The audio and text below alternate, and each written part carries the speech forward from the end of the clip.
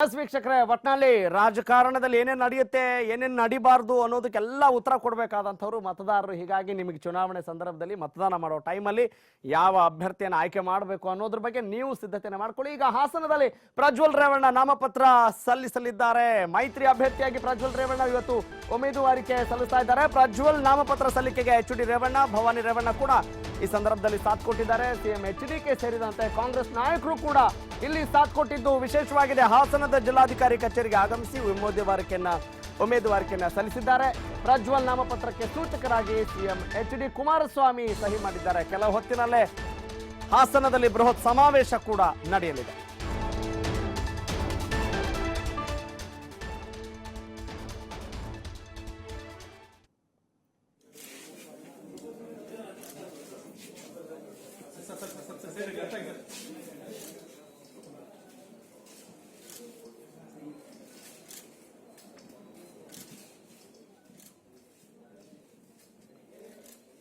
ವೀಕ್ಷಕರೇ, CM H D. Kumaraswamy ಸೇರಿದಂತೆ ಕಾಂಗ್ರೆಸ್ ನಾಯಕರು ಕೂಡ ಇಲ್ಲಿ ಪ್ರಜ್ವಲ್ ರೇವಣ್ಣ ಅವರ ನಾಮಪತ್ರ ಸಲ್ಲಿಕೆ ಸಂದರ್ಭದಲ್ಲಿ ಸಾಥ್ ಕೊಟ್ಟಿದ್ದಾರೆ.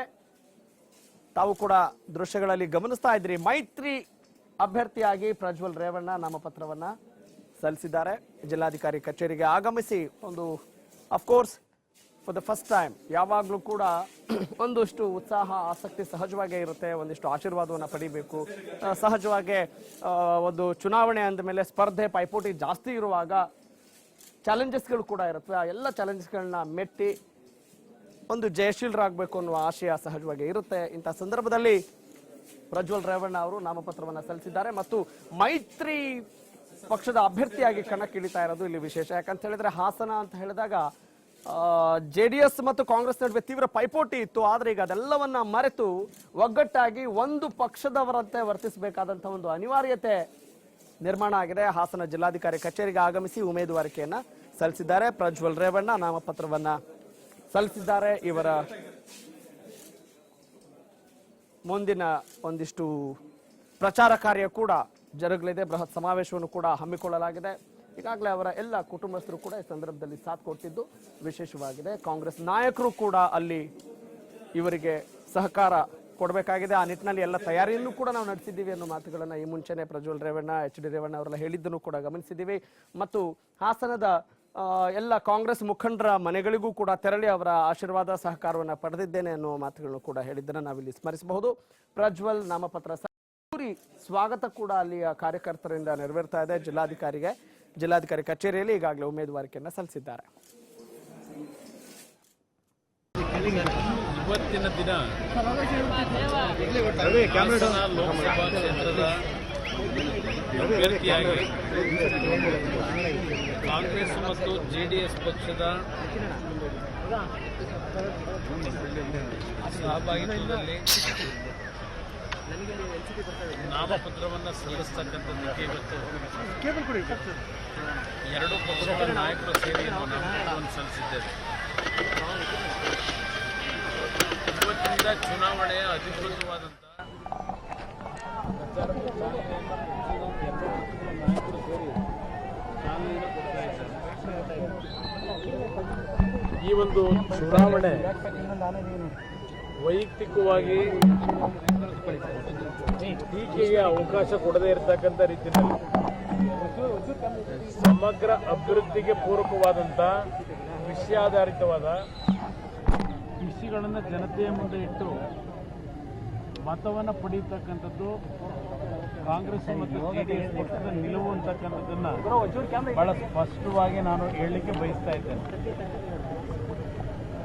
ಮೈತ್ರಿ ಸರ್ಕಾರ ರಚನೆಯಾದ ನಂತರ ಹಲವಾರು ರೀತಿಯ ಅಭಿವೃದ್ಧಿಗೆ ಪೂರಕವಾದಂಥ ಯೋಜನೆಗಳನ್ನು ಪ್ರಾರಂಭ ಮಾಡಿದ್ದೇವೆ. ಅದು ಕೇವಲ ಯಾವುದೋ ಒಂದೆರಡು ಕ್ಷೇತ್ರಗಳಿಗೆ ಸೀಮಿತವಾಗಿರೋದಲ್ಲ.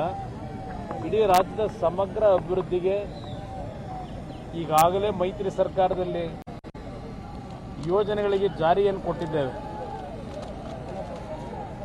ಈ ವರ್ಷದ ಬಜೆಟ್ನಲ್ಲಿ ಕೃಷಿ ವಲಯಕ್ಕೆ ಸುಮಾರು 46,000 ಕೋಟಿ ರೂಪಾಯಿಗಳ ಅನುದಾನವನ್ನು ಇವತ್ತೇನು ಕೊಡ್ತಕ್ಕಂಥ ನಿರ್ಧಾರ ಮಾಡಿದ್ದೇವೆ.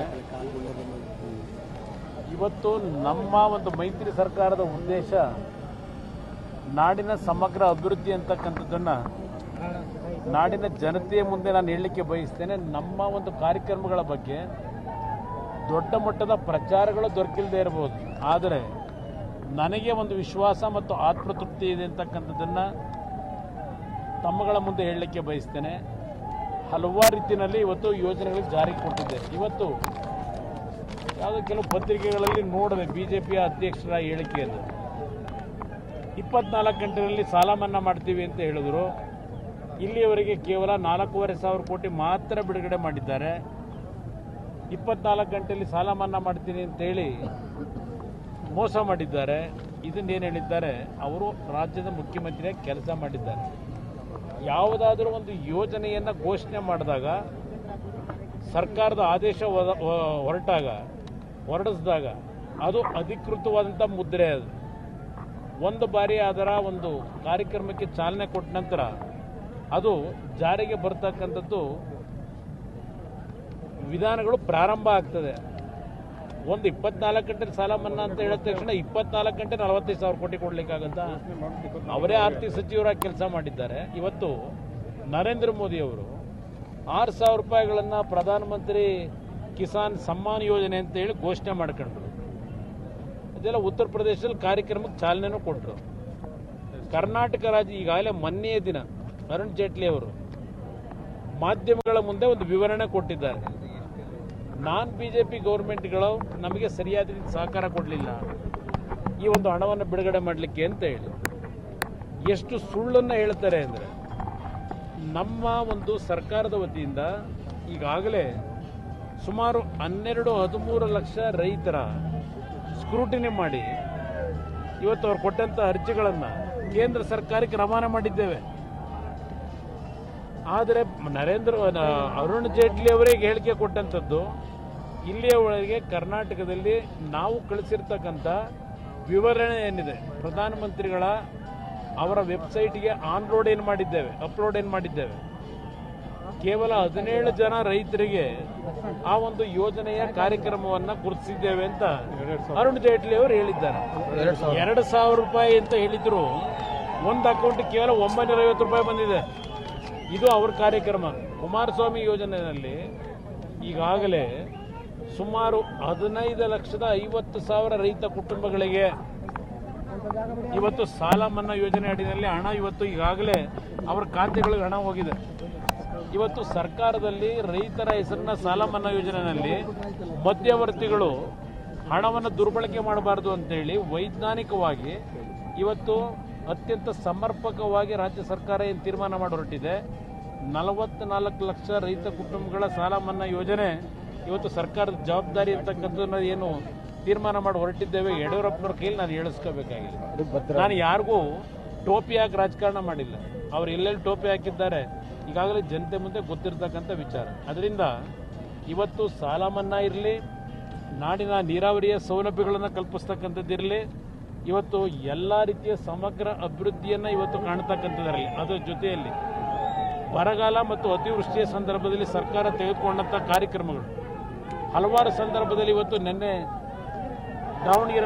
ಧಾರವಾಡದಲ್ಲಿ ನಡೆದಿರ್ತಕ್ಕಂಥ ಒಂದು ಕಟ್ಟಡದ ಕುಸಿತ, ಒಂದು ಖಾಸಗಿ ಕಟ್ಟಡ, ಸರ್ಕಾರ ಯಾವ ರೀತಿ ನಡ್ಕೊಂಡಿದ್ದೇವೆ, ಅಲ್ಲಿಯ ಒಂದು ಜೀವಗಳನ್ನು ಉಳಿಸ್ತಕ್ಕಂಥ ನಿಟ್ಟಿನಲ್ಲಿ ಯಾವುದೇ ರೀತಿಯ ಕ್ಷಣವನ್ನು ವ್ಯರ್ಥ ಮಾಡದೆ ಇವತ್ತು ಸುಳ್ವಾಳಿ ನಡೆದಂಥ ವಿಷಪ್ರಹಸನದ ಘಟನೆ ಇರಬಹುದು, ಕೊಡಗಲ್ಲಿ ನಡೆದಿರ್ತಕ್ಕಂಥ ಅತಿವೃಷ್ಟಿಯ ಘಟನೆ ಇರಬಹುದು, ಎಲ್ಲದರಲ್ಲೂ ಈ ಸರ್ಕಾರ ಜನತೆಗೆ ಹತ್ತಿರವಾಗಿ ಕೆಲಸ ಏನು ಮಾಡಿದ್ದೇವೆ.